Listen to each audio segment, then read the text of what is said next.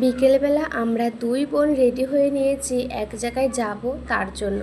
তারপর আমি ঘরটা তালা দিয়ে নিচ্ছিলাম, আর আমার বোন বলছে, দিদি আমি নতুন জুতো পরেছি, একটু দেখা। তারপর জুতোটা দেখালাম, দিয়ে দেখো আমার ঘর তালা দেওয়া হয়ে গেছে। তারপর আমি মা বোন বেরিয়েও পড়েছি। আর আমরা গেছিলাম হচ্ছে ভি-মার্টে শপিং করতে। তো দেখো আমরা চলেও এসেছি।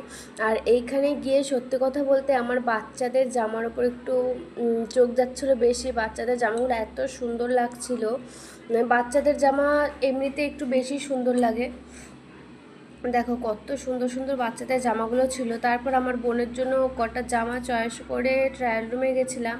আমার বোন পরে দেখছিলো, বাট কিন্তু পরার পর অতটাও ভালো লাগছিল না। আর টপ দুটো ভালো লাগছিলো, বাট ছোট হয়েছে আমার বোনের। তারপর ওখান থেকে বেরিয়ে আমার বোন যে জিন্স নেবে সেটা পায়নি বলে